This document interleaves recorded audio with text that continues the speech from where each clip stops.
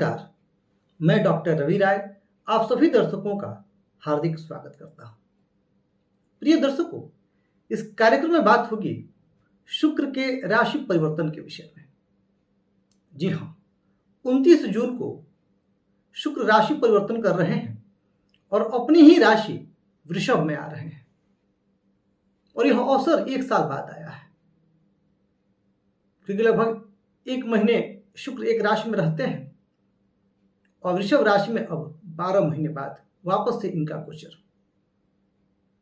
तो यह गोचर कुछ राशियों के लिए बड़ा फलदायी है और सबसे अच्छी बात यह है कि वृषभ राशि शुक्र की अपनी ही राशि है। यहां शुक्र बड़े बलवान होते हैं, तो जिनकी कुंडली में शुक्र योग कारक है या जिनकी राशि के लिए योग कारक है उनके लिए तो कहना ही क्या, और अन्य राशियों के लिए भी कुछ मामलों में ये बड़े मददगार सिद्ध होंगे।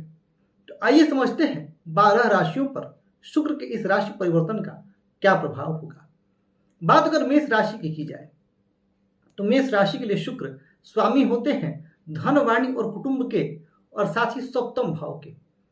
अब इनका संचरण कहां हो रहा है तो द्वितीय भाव में हो रहा है, धन, वाणी और कुटुंब के भाव में ही हो रहा है।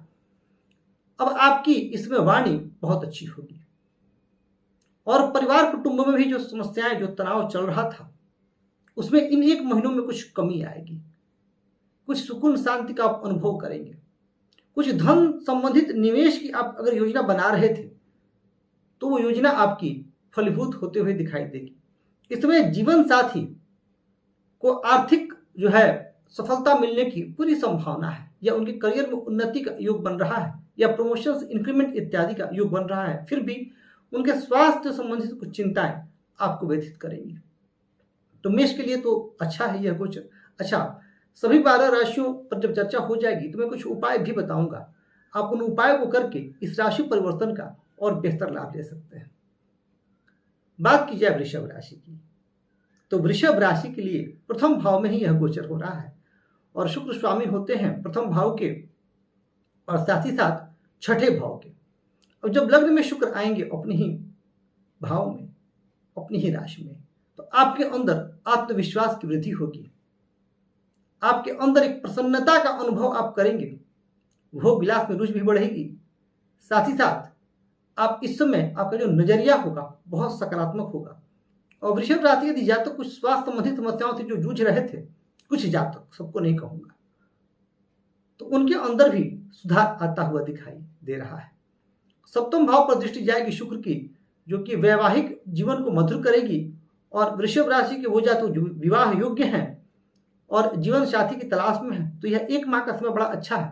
इस समय आपकी इच्छा पूरी हो सकती है। बात करें मिथुन राशि की, तो मिथुन राशि के लिए यह गोचर होगा 12वें भाव में। 12वें भाव में शुक्र का गोचर आपसे व्यय कराएगा। और मिथुन राशि के लिए शुक्र स्वामी कहाँ के होते हैं तो स्वामी होते हैं पंचम भाव के और साथ ही साथ 12वें भाव के। तो इस समय आप यात्राओं पर आपका खर्च होगा, घूमने फिरने में आप खर्च करेंगे। इस समय आपका जो फाइनेंशियल प्लानिंग है वो कुछ गड़बड़ हो सकता है। निस्संदेह आय होगा लेकिन उतना ही व्यय भी हो जाएगा और कुछ भोग विलास की सामग्रियों पर आप इस समय खर्च भी करेंगे। तो वैसे तो समय आपका ठीक ही कहा जाएगा, पर हाँ, कुछ संतान संबंधित चिंताएं रहेंगी और संतान में भी कुछ व्यय का योग इस समय इन 1 माह में बनता हुआ दिखाई दे रहा है। बात की जाए कर्क राशि के जातकों की, तो कर्क राशि के जातकों के लिए शुक्र का यह गोचर लाभ भाव में हो रहा है। अब लाभ भाव एक जबरदस्त भाव, और कर्क राशि के जातकों के लिए शुक्र स्वामी कहाँ के होते हैं तो स्वामी होते हैं चतुर्थ भाव के और साथ ही साथ लाभ भाव के। अब कर्क राशि के जातकों का तो ये बेहतरीन समय मैं कहूंगा। इस समय आपकी महत्वाकांक्षाओं की पूर्ति होगी। आपके जो उच्च पदस्थ अधिकारी हैं आपसे प्रसन्न रहेंगे। यदि आप व्यापार व्यवसाय करते हैं तो व्यापार व्यवसाय में भी पूर्ण रूप से तरक्की का योग बना हुआ है। आपको मित्रों से सहयोग मिलेगा और साथ ही साथ इस समय आप कुछ निवेश भी कर सकते हैं। भूमि, भवन, वाहन इत्यादि से संबंधित निवेश भी कर सकते हैं और अचल संपत्ति से इस समय आपको लाभ होने की संभावना दिखाई दे रही है। तो एक अच्छा समय मैं कहूंगा कर्क राशि के जातकों के लिए। अच्छा देखिए, शुक्र अपनी ही राशि में आ रहे हैं, तो जिस भी भाव में जाएंगे, कोई भी ग्रह अपने जिस भाव में वो स्वयं स्थित है उस भाव का ये भला ही करते हैं। बात की जाए सिंह राशि के जातकों की, उनके लिए क्या स्थिति रहने वाली है। तो देखिए, सिंह राशि के जातकों के लिए शुक्र का यह गोचर दशम भाव में होगा। अब दशम भाव में होगा तो शुक्र स्वामी कहा के होते हैं पराक्रम भाव के और दशम भाव के। इस समय सिंह राशि के वो जातक जो नौकरी की तलाश में है, उनकी तलाश पूरी होती हुई दिखाई दे रही है। निसंदेह पराक्रमेश का कर्म से संबंध बन रहा है। कर्म मेहनत इस समय आपको खूब करना पड़ेगा। ये जो 1 महीने का समय है, इसमें आपकी कड़ी परीक्षा भी होगी और आप उस परीक्षा पर खरे भी उतरेंगे। आप अपनी योग्यता से लोहा मनवाएंगे। आपके जो उच्च पदस्थ अधिकारी हैं वो आपसे प्रसन्न रहेंगे। आपका मान सम्मान निसंदेह बढ़ने वाला है। कार्यस्थल पर प्रमोशन इत्यादि की भी संभावना या इंक्रीमेंट इत्यादि की भी संभावना होती हुई दिखाई दे रही है। तो सिंह राशि की जातकों के लिए अच्छा समय है। हाँ, कुछ मामलों में जो परेशानी पूर्वत है, जैसे आपकी शनि की ढैया चल रही है, तो वहां कुछ परेशानियां रहेंगी, पर उसमें ये 1 महीने का जो अवधि है, निसंदेह आपको राहत दे जाएगा। बात करें कन्या राशि के जातकों की, तो कन्या राशि के जातकों के लिए शुक्र का यह गोचर भाग्य भाव में होगा, 9वें भाव में होगा। और कन्या राशि के जातकों के लिए शुक्र स्वामी कहाँ के होते हैं, तो धनवाणी और कुटुंब के होते हैं और भाग्य के होते हैं। धनवाणी कुटुंब के स्वामी का भाग्य स्थान में अपनी ही राशि में होना, यह आपके भाग्य पक्ष को बलवान करेगा। भाग्य इस समय प्रचुर मात्रा में आपका बढ़ने वाला है। धार्मिक यात्राओं का योग बन रहा है इस समय। मन बड़ा प्रसन्न रहेगा, परोपकार में आप रत रहेंगे और घर का वातावरण भी काफी सुखद होने की पूर्ण संभावना है। हाँ, फिर भी परिवार कुटुंब में से किसी एक व्यक्ति का स्वास्थ्य आपको चिंता और तनाव में रखेगा। जीवन साथी से संबंधों में जो उदासीनता चल रही थी, वो भी इस समय कम होती हुई दिखाई देगी। तो कुल मिलाकर देखा जाए तो कन्या राशि के लिए यह समय बेहतरीन समय है। भाग्य स्थान में शुक्र भाग्य पक्ष को बल मिलेगा और अगर कोई कार्य आपका बहुत लंबे समय से अटका हुआ था, तो इस समय भाग्य का आपको साथ मिलेगा। इस पूरे माह आपका भाग्य प्रतिशत बहुत शानदार है। बात की जाए तुला राशि के जातकों की, तो तुला राशि के जातकों के 8वें भाव में गोचर होगा। और तुला राशि के लिए शुक्र स्वामी कहाँ के होते हैं, तो प्रथम भाव अर्थात लग्न के स्वामी होते हैं और साथ ही साथ अष्टम के स्वामी होते हैं। अष्टमे से अष्टम भाव में ही है। इस समय आपका मन गुण विद्याओं की तरफ आपकी रुचि जागृत होगी। तुला राशि के बहुत जातकों की इसमें रुचि ज्योतिष शास्त्र में जागृत हो सकती है। तुला राशि के वो जातक जो रिसर्च में हैं, उनके लिए भी समय बड़ा अनुकूल है। अब रिसर्च के फील्ड में आप बड़ा बेहतर कर सकते हैं। इस समय आपको कुछ गुण अनुभव भी होंगे और जो लोग मेडिटेशन से जुड़े हुए हैं, तुला राशि के जातक जो ध्यान साधना से जुड़े हुए हैं, उनके लिए यह समय अत्यंत उत्तम है। तो कुल मिला जुला करके देखा जाए तो एक अच्छी स्थिति। और शुक्र की दृष्टि कहाँ होगी, तो धन वाणी और कुटुंब भाव पर होगी। तो इस समय आपकी वाणी भी मधुर रहेगी और परिवार कुटुंब का वातावरण भी पहले से बेहतर होने की पूरी उम्मीद है। बात की जाए वृश्चिक राशि के जातकों की, तो देखिए वृश्चिक राशि के जातकों के लिए शुक्र का यह गोचर 7वें भाव में होगा। और वृश्चिक राशि के जातकों के शुक्र स्वामी कहाँ के होते हैं, तो स्वामी होते हैं 7वें भाव के और 12वें भाव के। अब 12वें का संबंध 7वें से बना पर शुक्र की अपनी ही राशि है, तो यह आपके वैवाहिक जीवन को मधुरता प्रदान करेगी। साथ ही साथ यदि आप पार्टनरशिप में कोई कार्य कर रहे हैं तो उसमें आपको लाभ होने की पूरी संभावना दिखाई दे रही है। पार्टनरशिप के कार्य में भी आपको विशेष लाभ होता हुआ दिखाई दे रहा है। हाँ, जीवन साथी का स्वास्थ्य कुछ गड़बड़ रह सकता है, वहां व्यय की स्थिति जो है वो दिखाई दे रही है। तो जीवन साथी के स्वास्थ्य का आपको इसमें थोड़ा सा ध्यान अवश्य ही रखना चाहिए। अब बात की जाए धनु राशि के जातकों की, कि धनु राशि के जातकों के लिए क्या स्थिति रहने वाली है। तो देखिए, अगर मैं धनु राशि के जातकों की बात करूं तो धनु राशि के जातकों के लिए शुक्र का यह गोचर हो रहा है 6ठे भाव में। अब 6ठा भाव, अच्छा, धनु राशि के लिए शुक्र स्वामी कहाँ के हैं, तो शुक्र स्वामी हैं 6ठे भाव के ही और लाभ भाव के। अब 6ष्टम भाव में मजबूत हो रहे हैं, पर वो लाभेश भी हैं, फिर भी अच्छा ही कहूंगा मैं, क्योंकि शुभ ग्रह, हाँ, कुछ परेशानियां आपको आएंगी। इस समय आपका मेहनत बढ़ जाएगा, पर आपने जितना लाभ सोचा था उस स्तर का लाभ मिलने में आपको परेशानी होगी। यह समस्या आपके सामने जरूर उपस्थित रहेगी। दूसरी बात यह है कि इस समय में आपको कर्ज के लेन देन में विशेष सावधान रहना चाहिए। इस समय आपको ना ही किसी को कर्ज देना चाहिए और प्रयास करना चाहिए कि किसी से कर्ज लेना भी ना पड़े। ये दोनों चीजों का आपको इस समय ध्यान रखना है। अपने स्वास्थ्य का आपको इस समय विशेष ध्यान रखना चाहिए। मित्रों से निसंदेह आपको सहयोग मिलेगा, पर फिर भी आपको कोई सतर्कता बरतनी है।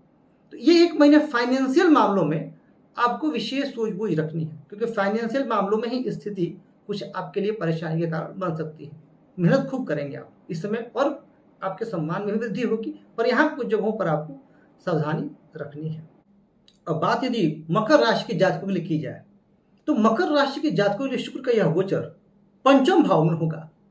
और मकर राशि के लिए शुक्र स्वामी कहाँ के होते हैं? पंचम भाव के ही होते हैं और साथ ही साथ दशम भाव के होते हैं।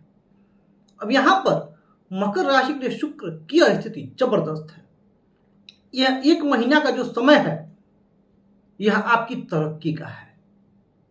आपने जो भी योजनाएं बना रखी थी उनके एग्जीक्यूशन का है और आपकी 7.5 भी खत्म हो गई है। अब धीरे धीरे मकर राशि के जातकों के अंदर सकारात्मक भाव का उदय हो रहा है और इसमें आपकी बुद्धि बहुत अच्छा काम करेगी और लाभ भाव से शुक्र का संबंध बनना यह कहीं ना कहीं दर्शाता है कि आपको आपके कार्यों के द्वारा लाभ की प्राप्ति होगी, यश की प्राप्ति होगी, मान सम्मान में वृद्धि होगी। और यदि आप इस समय में कोई नया व्यापार या व्यवसाय प्रारंभ करना चाहते हैं तो यह बड़ा अनुकूल समय है, आप प्रारंभ कर सकते हैं।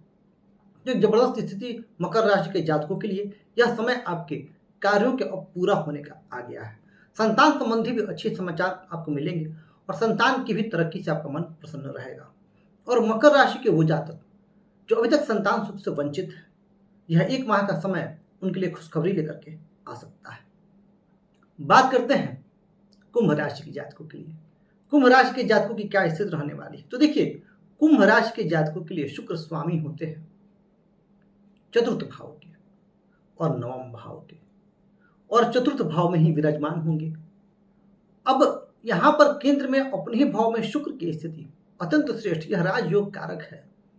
इस समय में आपको भूमि भवन वाहन का सुख प्राप्त हो सकता है। और यदि आप बहुत लंबे समय से अचल संपत्ति में निवेश की योजना बना रहे थे तो यह समय अब आपका पूरा होने का आ गया है। आप बिल्कुल योजना बनाइए और सफल होता हुआ दिखाई दे रहा है, क्योंकि शुक्र आपके लिए भाग्यश भी हैं और चतुर्थ में स्थित होकर के दशम को देखेंगे तो अगर बहुत कोई प्रमोशन का आप एक्सपेक्टेशन में थे और लंबे समय से रुका हुआ था तो इस समय में वो प्रमोशन भी आपको मिलता हुआ दिखाई दे रहा है। तो एक बड़ी अच्छी स्थिति शुक्र की यहाँ पर। और अभी भी कुंभ राशि के जातक 7.5 के प्रभाव में है, तो जो पारिवारिक समस्याएं चल रही हैं उसमें इन 1 महीनों में आप राहत का अनुभव अवश्य करेंगे। बात करें मीन राशि के जातकों की, तो मीन राशि के जातकों के लिए शुक्र का योग गोचर किस भाव में हो रहा है? तो पराक्रम भाव में हो रहा है, तृतीय भाव में हो रहा है। अब मीन राशि के जातकों के लिए शुक्र स्वामी कहाँ के होते हैं? तो एक तो पराक्रम भाव के ही होते हैं, दूसरा अष्टम भाव के होते हैं।